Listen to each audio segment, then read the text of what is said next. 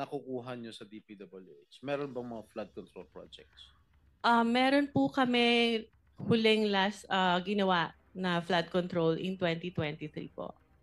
2023? Yes po. Ano-ano po lugar? Sa Manila po. Sa Manila lang? Yes po. Okay. Ilan yung mga flood control projects ninyo? So far yun pa lang po. Isa lang? Yes po. Magkano halaga? 24 million po, Your Alright. Honor. Okay. Sabi po ni Senate President Pro Temp Senator Ping Lacson in one of his interviews mentioned that you were in the Senate premises on August 19. Tama po ba? I was there, Your Honor. You were Yes, Your here? Honor. Yes po, Your Ano po Honor. ginagawa niyo rito? I was invited to do an ocular of the supposed project po na dapat gagawin ko po sa office ng isa pong senator. Sino po? Uh, Pwede ba malaman? Your Honor, if I may, it was already stated in the affidavit po that I have submitted. And with due respect, sana po not to name na lang po the good senator because he's not really involved naman po in Yes, any I of know. this. I know that senator. I vouch for his credibility and Opo. integrity also. So, yung ba ang unang pagkakataon mo na pumunta kay rito Senado? Nagpupunta na po ako dito in the past, Your Honor. In the past? Opo. Ano ginagawa niyo in the past dito? Matagal na po yon nung senator pa po yung ninong ko, si Joker Arroyo. Kasi po bumibisita po ako sa kanya and yung mga kaibigan ko po sa Broome. So, sino-sino mga pinupunta? Senator niyo Jinggoy, in fairness to all the senators, not only those present here, I would suggest that Ms. Jose or Mrs. Jose should identify kung kaninong office siya nagpunta. Okay. Senator Erwin Tulfo po. Ano po naging sadya niyo sa office niya? Meron po kasing problem yung terrace ni Senator Erwin na binabaha po siya lalo po pag umuulan. So ako po yung na-refer na contractor nung staff niya na kung pwede po tingnan namin gawa ng solusyon and mag-suggest po kami sa kanya. Yes, Mr. Chair. With the permission of Senator Estrada? With the permission of His Senator. name has been mentioned. I think we owe it to him. No? Mr. Chair, the only time that I learned of the Double J construction was through a staff of mine na recommended me this group to fix my veranda on the 5th floor, Mr. Chair. But when upon learning her name was mentioned by Engineer Bryce, we immediately requested to cancel all contracts with WJ, where I specifically ordered to terminate our office refurbishment project with WJ. And also, that was on September 9, Mr. Chair. And then on September 11, I issued another memo asking for an incident report to all concerned employees, specifically the friend of the Double J Construction, Mina Jose.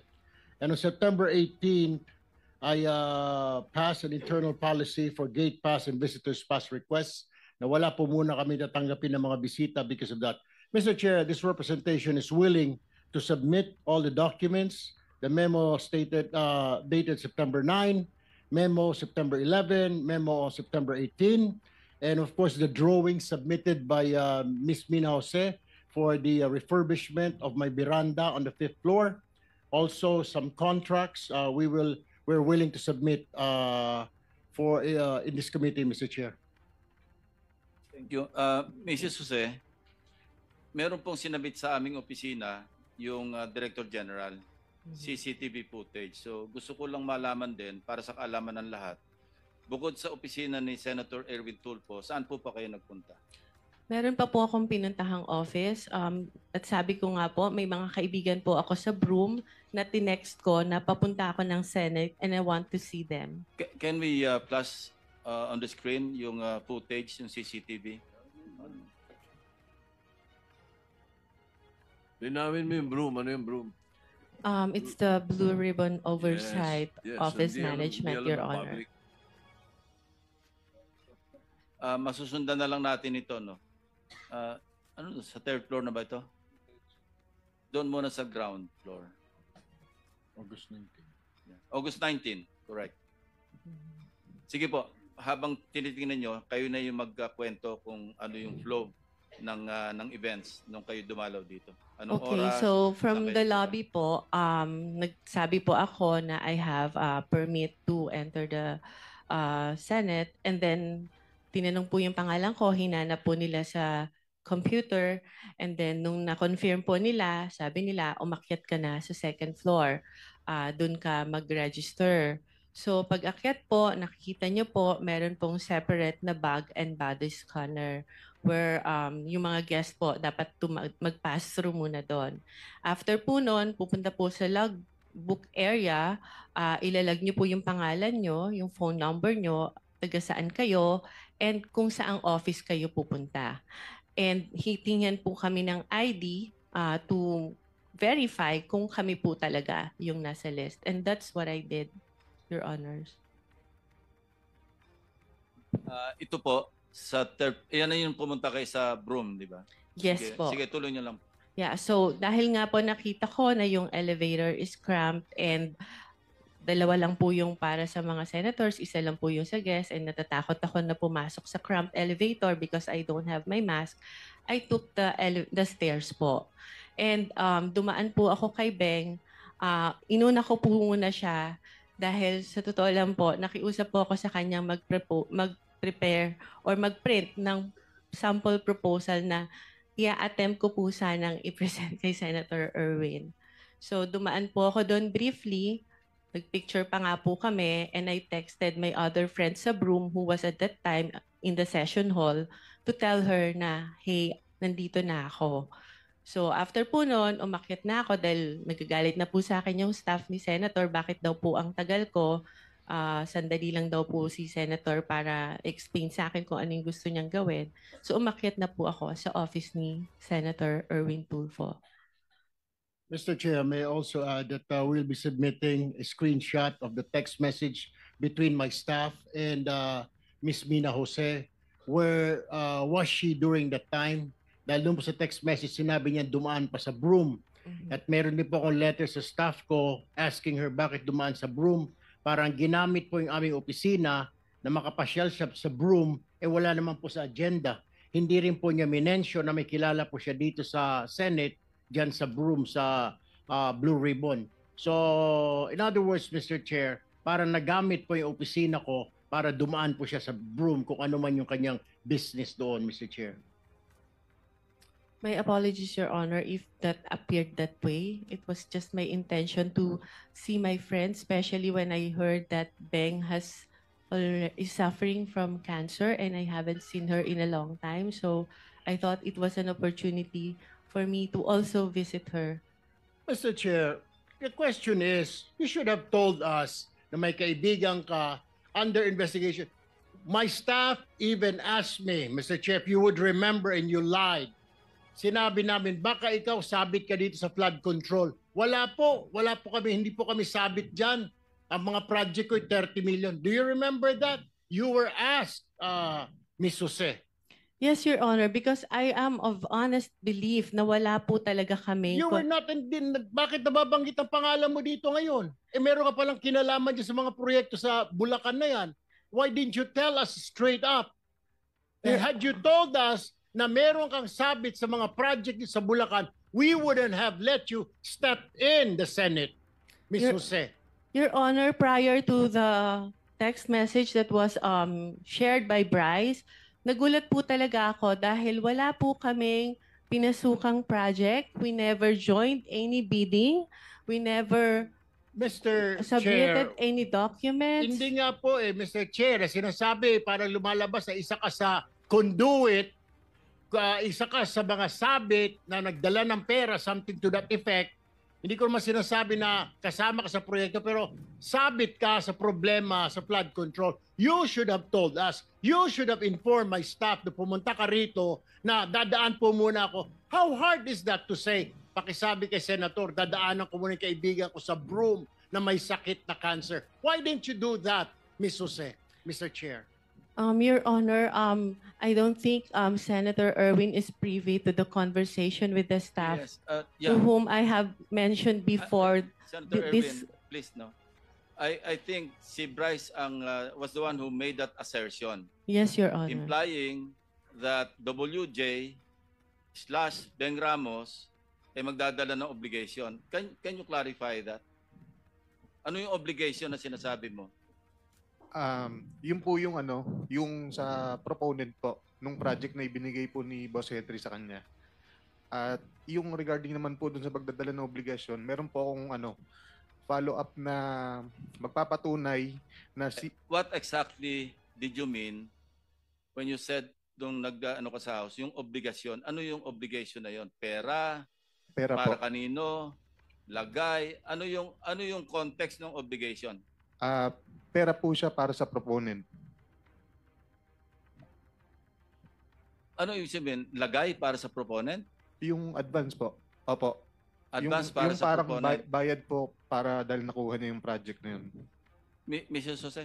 Your Honor, I don't know what he was talking about because the context of that message is about giving him documents for a supposed po dahil hindi natuloy na joint venture. If I may, Your Honor, in my affidavit, Wait for a while. And pag sinabi mong proponent, you were directly linking Senator Jinggoy, hindi ba? As the proponent. Ay, hindi Kasi po. minention mo yung Beng Ramos na sinabi mo, stop siya ni Senator Jinggoy. Yes. So that was the implication. Pag sinabi mong magpapadala o ipapadala yung obligation sa WJ, Beng Ramos, and then nung tinanong ka, sino si Beng Ramos, stop ni Senator Jinggoy, hindi ba?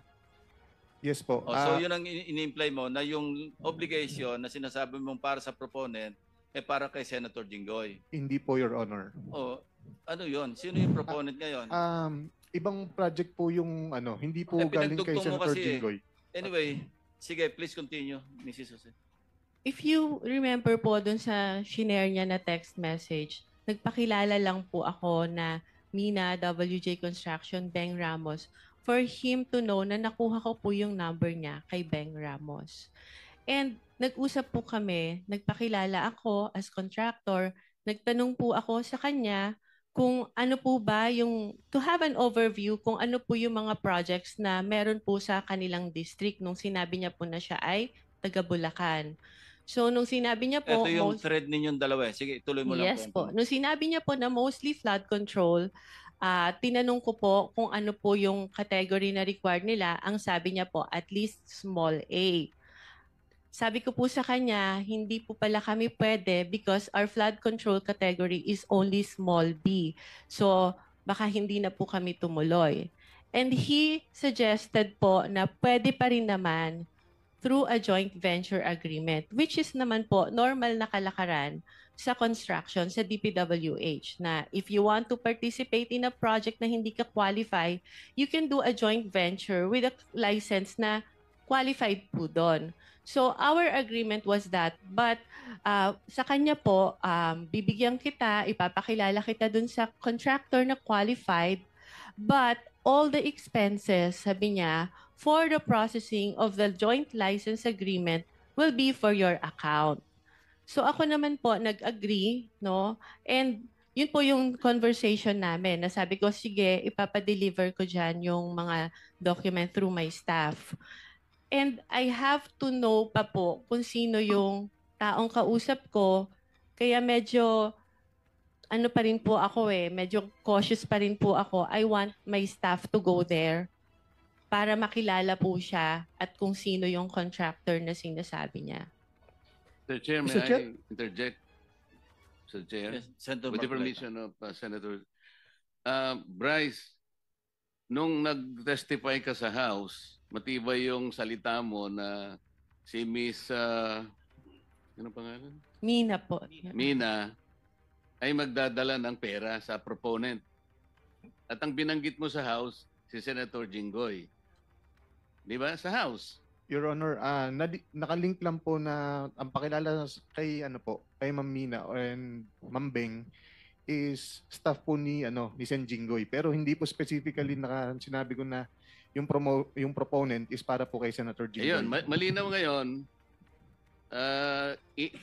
ina-attribute mo lang bale kay Senator Jinggoy dahil stop niya si Beng. Tama?